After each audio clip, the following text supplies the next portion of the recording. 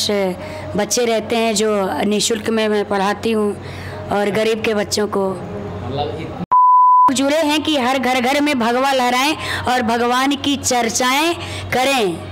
और भी उससे ही मेरी ख्वाहिश यही थी कि मैं पहले तो था कि मैं बहुत बड़ी सिंगर बनूंगी, बट जब मैंने देखा कि नहीं, उसमें इतना बहुत सम्मान नहीं मिलता है और एक ब्राह्मण कुल से होने के बाद भी हम स्टेज पे गाना वगैरह गाएं तो अच्छा नहीं लगता, इसलिए हम सोचे कि मैं जी अयोध्या में क्यों अवतार लिया और लाइक मनुष्य रूपी क्यों लिया अवतार? देखिए, राम जी अयोध्या में इसलिए अवतार लिए क्योंकि मनुष्य रूप। नमस्ते, प्रणाम, जय श्री राम। कैसे हैं आप सब? उम्मीद करता हूं कि अच्छे होंगे और मस्त होंगे। हमारी यूट्यूब फैमिली सब बढ़िया होंगी। सो आज हम एक ऐसे शख्स का इंटरव्यू ले रहे हैं। फर्स्ट टाइम किसी मतलब प्रवचनकर्ता का इंटरव्यू ले रहे हैं अपने चैनल में। ये फर्स्ट इंटरव्यू है प्रवचनकर्ता का। सिंगर ऐसे बहुत लोगों का मैं ले चुका हूँ इंटरव्यू, लेकिन फर्स्ट टाइम किसी प्रवचनकर्ता का इंटरव्यू हो रहा है। सो आप लोग देख रहे हैं, ये बगल में बैठे हुए हैं, ये प्रवचनकर्ता आए हुए हैं। तो सबसे पहले हम इनका नाम जानते हैं। तो स्वागत है आपका मेरे चैनल में। जी, मेरा नाम साध्वी किशोरी प्रिया रमायली जी। और आप कब से ये प्रवचनकर्ता का काम कर रही हैं? मैं तो लगभग बहुत दिन से 10-15 साल से करते हैं। मतलब 15 साल से। आपका उम्र ज़्यादा नहीं ले, मतलब आप किस उम्र में थी तब ये कर रहे हैं? बचपन से ही करती हूँ, एकदम छोटी थी तब से ही लगन था मुझे, बचपन से ही। जी। फर्स्ट टाइम स्टेज शो कब की थी प्रवचनकर्ता का? याद नहीं आ रहा है, बट बहुत छोटे थे। मतलब तब भी क्या उम्र थी उस टाइम? उम्र वही 8-9 साल होगा। 8-9 साल की उम्र से अभी आप कर रहे हैं। अभी क्या उम्र हुई है? अभी तो 23 साल। अच्छा, मतलब 8-9 साल से, मतलब लगभग हो गया 12-13 साल से ये कर रहे हैं। सो आपका इसमें रुचि कैसे हो गया? देखिए, क्या होता है ना कि इंसान का एक एम होता है कि मुझे क्या करना है। तो शुरू से ही मेरी ख्वाहिश यही थी कि मैं पहले तो था कि मैं बहुत बड़ी सिंगर बनूंगी, बट जब मैंने देखा कि नहीं, उसमें इतना बहुत सम्मान नहीं मिलता है और एक ब्राह्मण कुल से होने के बाद भी हम स्टेज पे गाना वगैरह गाएं तो अच्छा नहीं लगता, इसलिए हम सोचे कि मैं कथावाचक ही बनूंगी और अपने इस देश में जो सनातन धर्म है उसका प्रचार करूंगी।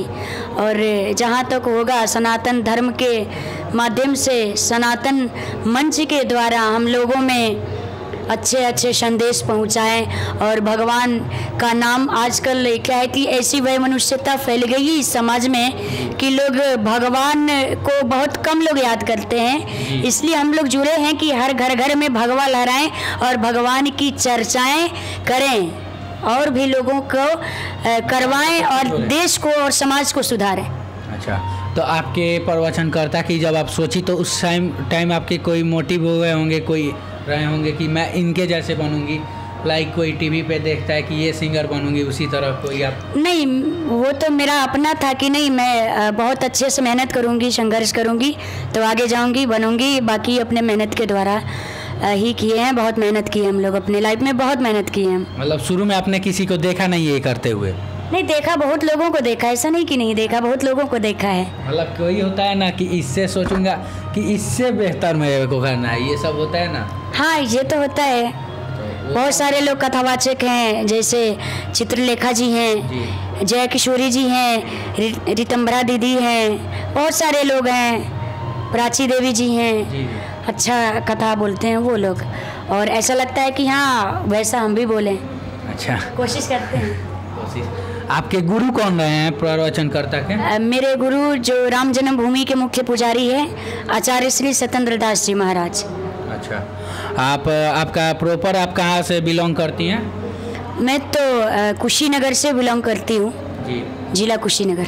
अच्छा, अभी रहती तो अयोध्या में हूँ। अयोध्या में भी अपना आश्रम है और अपना खुद का है। आश्रम में रहती हैं? जी, अपना खुद का आश्रम बनवा लिया। परिवार के साथ?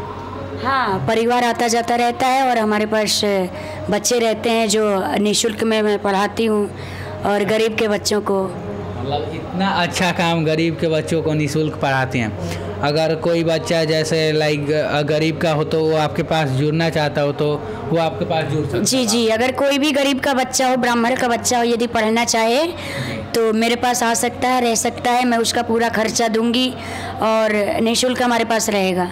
सिर्फ ब्राह्मण के बच्चे को? हम ब्राह्मण के बच्चे ही, वेद और संस्कृत और कौन पढ़ सकता है? नहीं, कोई किसी का मन हो वो? नहीं, मन हो तो पढ़ सकता है, कोई नहीं, बट अधिकार तो ब्राह्मण का। जिसका देखिए, जिसका जो कर्म है सबको बांट कर रखा गया है ना कि किसका कर्म क्या है, तो कर्म के अनुसार करना चाहिए। तो आपके मम्मी पापा क्या करते हैं वो लोग? हमारे पापा भी इसी अनुष्ठान से जुड़े हैं और एक बहुत अच्छे ज्योतिषाचार्य हैं और इस घर में सब अपने अपने कार्यों में लगे हुए हैं। मतलब पूरा परिवार ही हिंदू धर्म से पूरा जुड़ा हुआ है, धर्म के प्रति एकदम उत्तेजना है। सो आपके जो गुरु है वो अभी कहाँ है? वो तो अयोध्या में मेरे गुरुजी हैं। अयोध्या में आपके गुरुजी हैं। तो अयोध्या में राम जन्मभूमि हुआ है, तो उस मंदिर के निर्माण कार्य में आप लोग जाती हैं कि नहीं? जी, निर्माण तो अभी चल रहा है मंदिर की जो बनावट है ना, क्योंकि मंदिर ऐसा बनेगा, सबसे सुंदर मंदिर हमारे अयोध्या जी में बनेगा, इसलिए काम जारी है और सभी लोग काम में लगे हुए हैं।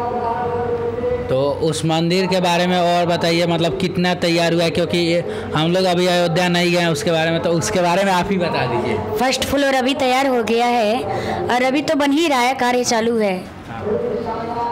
और मैं पूछ रहा हूँ, अयोध्या से आप हैं तो राम जी अयोध्या में क्यों अवतार लिए और लाइक मनुष्य रूपी क्यों लिया अवतार? देखिए, राम जी अयोध्या में इसलिए अवतार लिए क्योंकि मनुष्य शत्रुपा ने तपस्या किया था, तो भगवान विष्णु को देख करके मोहित हो गए। तो उन्होंने कहा कि हे प्रभु, मुझे आप ही की तरह पुत्र चाहिए।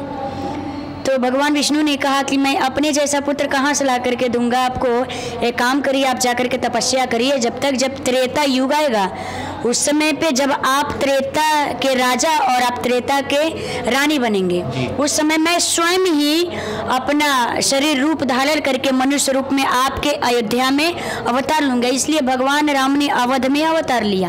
और दूसरा क्वेश्चन आपने पूछा है कि मनुष्य रूप में क्यों अवतार लिया? क्योंकि देखिए, यदि रावण को मारना है तो हमें मानव ही बनना पड़ेगा। मनुष्य रूप धारण करके इसलिए इस पृथ्वी पे अवतार लिए, क्योंकि बाबा गोस्वामी तुलसीदास जी महाराज भी बड़ा सुंदर चौपाई लिखते हैं कि जब जब होई धर्म कहानी, बारह ही असुर अधम अभिमानी। तो इसलिए जब जब इस पृथ्वी पे अधर्म बढ़ जाता है, धर्म की हानि होने लगती है, तो धर्म की रक्षा के लिए हमारे प्रभु तब तब प्रभु धरी विविध शरीरा, हरहि कृपा निधि सज्जन पीरा। साधुओं का, संतों का रक्षा करने के लिए हमारे भगवान अवतार लिए मनुष्य रूप धारण करके। अच्छा, तो आपने इतना बताया, तो मैं एक बात पूछना चाहता हूँ, रावण भी तो ब्राह्मण था, तो फिर उसने ऐसा क्यों किया?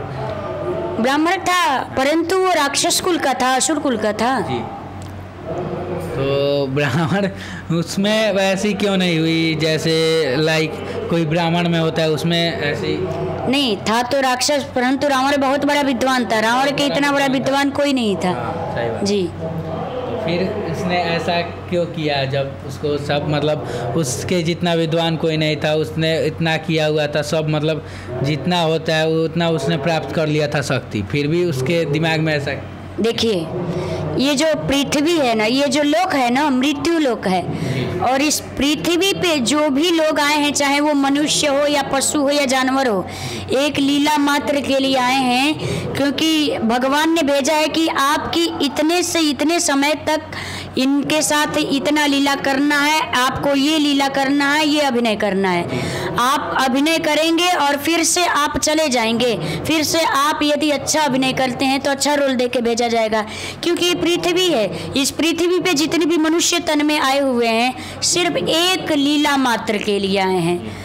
जाता नहीं है कोई इस दुनिया से दूर चल के, जाता नहीं है कोई इस दुनिया से दूर चल के, मिलते हैं सब यहीं पे कपड़े बदल बदल के, मिलते हैं सब यहीं पे कपड़े बदल बदल के।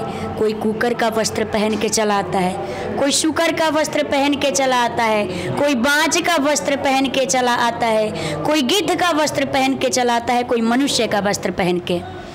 तो आप की अवधि रहती है कि आपको इतने समय से इतने समय तक इनकी पत्नी का रोल अदा करना है, इनके पति का रोल अदा करना है, इनके माता पिता का रोल अदा करना है।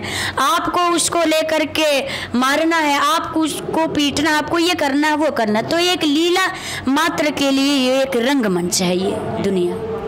तो मैं बोल रहा हूँ, एक मिनट, अगर आपसे कोई प्रवचन के लिए करना, एक प्रवचन सुनाइए पहले, कोई प्रवचन का 2 लाइन आप सुना दीजिए पहले। इतने देर से तो प्रवचन ही सुना रहे थे। नहीं, एक अलग से प्रवचन सुना दीजिए, वो इंटरव्यू टाइप का था। अच्छा, प्रवचन सुना दे। एक अच्छा सा जो आपका फेवरेट हो लाइन। एक बड़े ही सुंदर संत, बड़े ही सिद्ध संत स्वामी नामदेव जी महाराज, वो ठाकुर जी के अनन्य भक्त थे, बहुत ही प्रेम करते थे। जहाँ भी वो जाते थे तो उन्हें ठाकुर जी का ही दर्शन होता था। यदि भगवान राम के मंदिर में जाते थे तभी भी उन्हें ठाकुर जी का ही दर्शन होता था। काली मैया के मंदिर में जाते थे तभी भी ठाकुर जी का दर्शन होता था। और ठाकुर जी के मंदिर में जाते थे तभी उन्हें ठाकुर जी का ही दर्शन होता था। एक दिन स्वामी नामदेव जी महाराज ठाकुर जी के लिए भोग में टिक्कर बना रहे थे। टिक्कर समझते हैं ना, रोटी जिसको बोलते हैं, रोटी हमारे संतों के भाषा में रोटी को टिक्कर कहते हैं। तो टिक्कर को बना के रख दिया और अंदर चले गए घी का डब्बा लाने। जैसे ही घी का डब्बा लेकर के आए, बाहर से कुत्ता आया, दौड़ता हुआ रोटी को उठा के लेके चला गया। उठा के लेके जैसे ही चलना प्रारंभ किया, इधर नामदेव जी महाराज आकर के देखे, अरे उस रोटी को कुत्ता लेके जा रहा है। उन्होंने इतना प्रेम किया था ठाकुर जी से, इतना प्रेम करते थे कि उस कुत्ते में भी भगवान नजर आ रहे थे। तो उन्होंने कहा, आप रुक जाइए प्रभु, आप इस तरह से सूखी रोटी लेकर के क्यों जा रहे हैं? जब आपने मुझे घी दिया है तो मैं आपको सूखी रोटी नहीं खाने दूंगा। प्रभु आप रोटी में घी तो लगा देने दो। वो कुत्ता बेचारा रोटी लेके दौड़ना चालू कर दिया। अब नामदेव जी महाराज घी का डब्बा लेके पीछे पीछे पीछे पीछे, आप रुक जाइए प्रभु, जब ठाकुर जी ने मुझे घी दिया है तो मैं सूखी रोटी नहीं खाने दूंगा, आप रुक जाइए। अब कुत्ता बेचारा बहुत दूर तक चला गया, एक जंगल में रोटी को गिरा करके खाने लगा। नामदेव जी महाराज रक्त निकलने लगे पाँव से, लथपथ हो गए, छाले पड़ गए, गिर गए और कुत्ता रोटी गिरा के खाने लगा। तब तक उठे और करुणा भरी आवाज में कहते हैं, आप रुक जाओ प्रभु, रोटी में घी तो लगा देने दीजिए। आप रोटी में घी नहीं लगाएंगे तब तक हम रोटी को आपको खाने नहीं दूंगा। जब आपने मुझे घी दिया है तो मैं सूखी रोटी क्यों खाने दूं प्रभु, आप रुक जाइए, आप क्या के हाथ जोड़ते हैं। ठाकुर जी ने देखा, आहा कितना प्रेम करता है मेरा भक्त मुझसे, अनन्य प्रेम। ठाकुर जी भी तुरंत चतुर्भुज रूप में उस कुत्ते से दर्शन दिए नामदेव जी महाराज। तो ये होती है भक्त और भगवान की लीला और भक्ति। इसलिए भगवान वही करते हैं जो भक्त चाहता है, तभी तो कहा गया भगत के बस में है भगवान। तो आपने सुना, इतना ज़बरदस्त प्रवचन, मतलब ये सुनने के बाद प्रवचन सुनने का मन कर दिया। वैसे हम लोग सुनते नहीं हैं लेकिन अभी सुनने का मन कर दिया। सो हम इनसे जानते हैं, अगर इनका कोई प्रवचन बुक करना चाहे, मतलब इनको कोई अपने घर स्टेज शो या इसलिए बुलाना चाहता हो तो कैसे बुलाएगा? इनसे हम जानते हैं, कैसे बुलाएगा आपको? जी, मेरा यूट्यूब चैनल है किशोरी प्रिया के नाम से, साध्वी किशोरी प्रिया के नाम से है। एस के प्रिया डालेंगे तभी आएगा, किशोरी प्रिया डालेंगे तभी आएगा। और यूट्यूब पे नंबर भी है और फेसबुक पेज भी है, साध्वी किशोरी प्रिया रामायण जी के नाम से।